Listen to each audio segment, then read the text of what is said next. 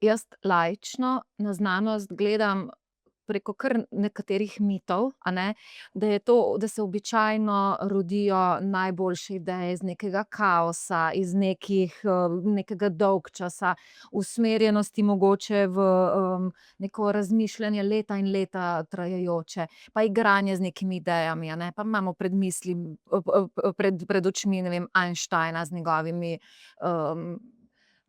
ne vem, trapastimi domislicami, tako kot se laično prikazuje navzven.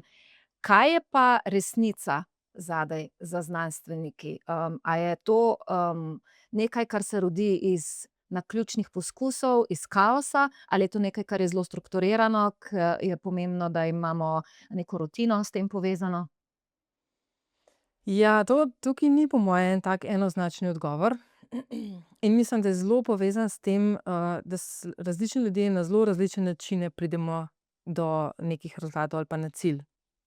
In tudi skupine, a ne, dinamike v skupinah so zato lahko zelo, zelo različne. Si pa mislim, da je, če je podstat katerihkoli aktivnosti pogum pa neka radovednost, pa da te zanima, a ne, potem je pravzaprav vseeno, po kateri poti se do tega pride. In ja, nekateri so zelo, zelo, organizirani in recimo tudi, ko pišemo, se pravi, mi najprej opišemo, kaj bomo počeli, a ne, v neko projektno prijavo, potem dobimo financiranje in potem šele začnemo te raziskave izvajati, a ne. Nekaterim je zelo v bistvu preprosto napisati, kaj bojo počeli, po korakih. Druge pa to v bistvu precej, jim je pa težko na ta način razmišljati, so pa veliko bolj spontani in si zastavijo problem in začnejo v bistvu in poskušajo, ne, probajo eno pot, pa malo drugo, pa malo tretjo in pol vidijo tam, kjer pridejo skozi, in se pač ves čas malo prilagajajo. Tako da jaz mislim, da nobena od teh poti ni, da bi rekel, edina prava. Je pa zelo pomembno po moje vedeti, a ne, da je treba se popravljati. Tako kot če imaš dober projektni opis, to še ni končana zgodba, ker ko začneš izvajati, takrat se v bistvu šele dejanske težave pokažejo. Z vsem, vedno. Z opremo, z vzorci, z ljudmi vpletenimi, kakorkoli, a ne, bojo neki izzivi. In kako te izzive rešuješ, to zdaj pač spet postane tisto ključno vprašanje. A imaš eno podporno ozadje? A imaš ljudi, na katere se lahko obrneš? Neki svoj advisory board, bomo rekli, a ne, tako malo v hecu. Tako da v bistvu, če imaš te elemente dobro pokrite, lahko pol prilagajaš in tako počasi, postopno, a ne, iščeš pot, da prideš do nekih zanimivih rezultatov. In, o tem podpornem okolju je, recimo zelo veliko govora tudi na tvoji spletni strani, kajti, očitno je tako, da se sploh ne zavedamo, koliko podpornega okolja pravzaprav neki raziskovalec, neki znanstvenik rabi. Zakaj? Kaj je tisto, kjer, lahko naleti na ovire in, kaj so najpogostejši, dajmo reči, razlogi, da nekdo odneha, da preprosto ne gre več naprej?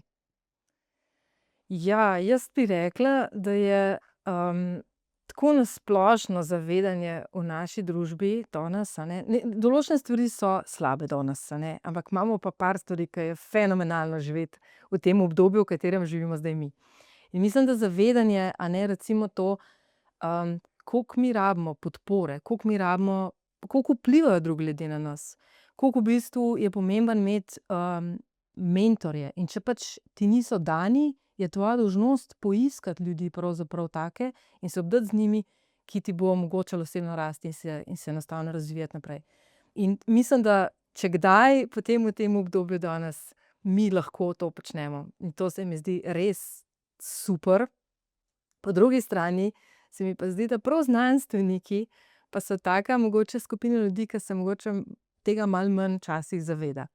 Se pravi, ena od lastnosti, ke sem jo jaz pri vodenju opažala, a ne, tudi pač mojih skupin, je, da smo dostikrat mi obremenjeni s tem, da moramo imeti prav. Ne, ke mi nekaj povemo, mora to držati, a ne.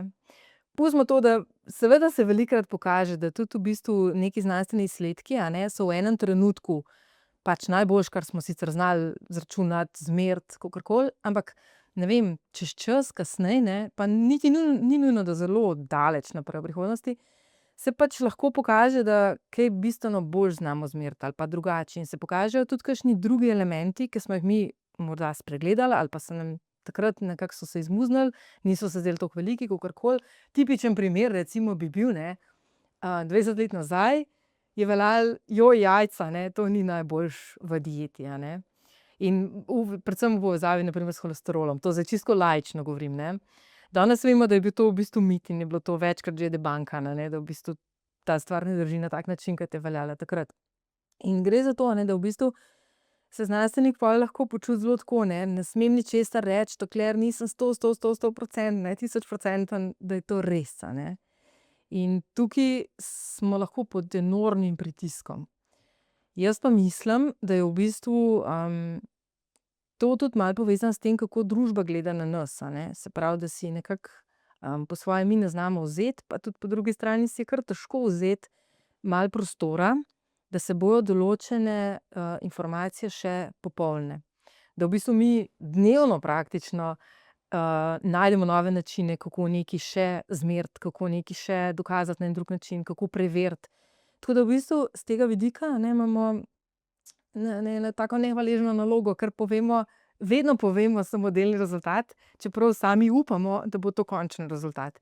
In mislim, da prej, ke se s tem sprijaznimo, prej, ke to nekako sami pri sebi se s tem pač nekako spoprimemo, a ne, ali pa spoprijateljimo, lažje je, a ne. In vsekakor mislim, da spet nazaj k skupinam, a ne, to, da v bistvu imaš neko podporno okolje, ke ti pomaga, a ne, iti čez to in ke ti mogoče tudi rečejo: "Okej, ne, ampak tole vprašanje, ke se ga ti sprašuješ, je mogoče po pomembnosti vendarle samo en tak manjši delček celote, ne. Vprašaj se še to, pol, pa drugo, pa tretje, pa bo pol mogoče lažje ti tudi priti čez to in lažje priti do enih takih bolj pravih temeljnih znanstvenih spoznanj, a ne."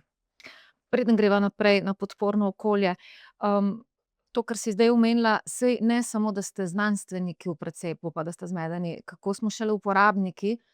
Ne vem, primer, med mojo, prvo in drugo nosečnostjo je minilo 3 leta. Pri prvi smo uvajali hrano popolnoma drugače kot 3 leta kasneje pri drugi hčerki. In preprosto tako zelo veliko stvari se spreminja, praktično na mesečni, na letni ravni. A lahko temu rečemo novi izsledki, novi trendi, nova dognanja, kakorkoli, ampak na trenutke je kar težko slediti. A je to zato, ker znanstveniki med seboj tekmujejo, kdo bo ovrgel prejšnjega, ali je to zato, ker se na splošno tako zelo znanost spreminja in prihajamo do toliko kvalitetnejših analiz in rezultatov? Ja, to je mogoče težko meni odgovoriti. Jaz bi bolj rekla nekaj drugega še tudi pomembnega, a ne. Mislim, da smo si naredili kar precej kompleksen svet in ključno je, a ne, kako se pretakajo informacije, ki pa se včasih ne najboljše. Kljub temu, da smo mi pravzaprav tako, ne, imamo vse možnosti, da bi bili povezani, ne. V bistvu vse v neke silose ali pa v neke chamberje, se pravi neke, kako se reče, sobe, kjer odmeva ista stvar, a ne, ujamemo.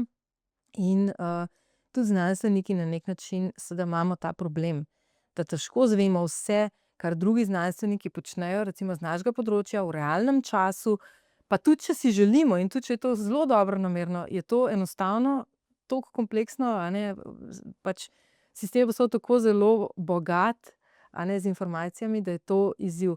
In tukaj je zanimivo za moje pojme, ne, mislim, da nam lahko ta nova orodja na osnovi umetne inteligence izjemno pomagajo. In tudi v bistvu si že z njimi veliko pomagamo, vsaj jaz recimo osebno si zelo pomagam z njimi.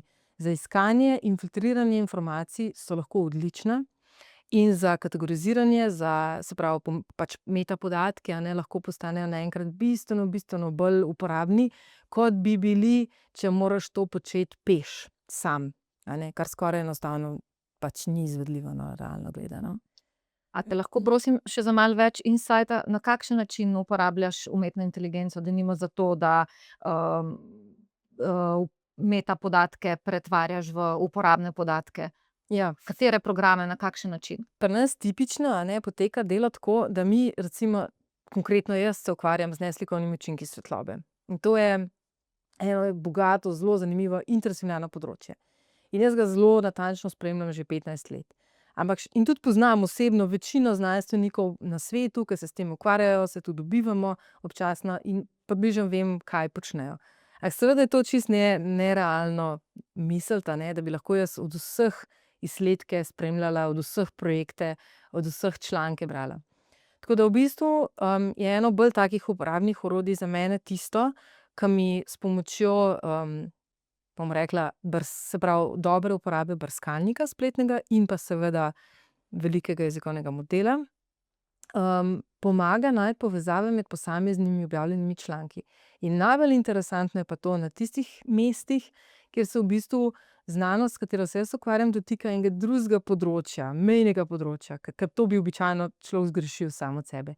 Se pravi, v bistvu čisto konkretno, a ne, ta orodja recimo delujejo tako, da, vidi, koga je v referencah uporabil en članek, pa drug članek, pa tretji članek, in ti to v bistvu vizuelno predstavi, kako je med sabo povezano. Pove ti za avtorje in v bistvu tudi avtorje, a ne, ker določeni avtorji ostajajo recimo dolgo časa znotraj enega področja, določeni se pa malo pomikajo, a ne, niso skozi čisto na istem mestu.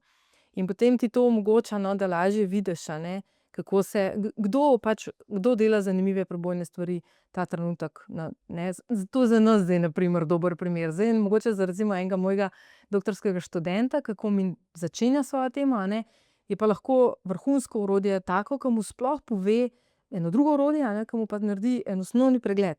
Tako da on sploh vidi, na katere vse stvari biti pozoren, katere vse, ključne besede se pojavljajo, kateri vse avtorji so ali pa katere vse so tiste študije, ke so recimo bile ogromnokrat citirane, se pravi, so zelo bazično znanje, ke ga mora tudi on osvojiti, če bo hotel na tem področju nekaj novega narediti naprej.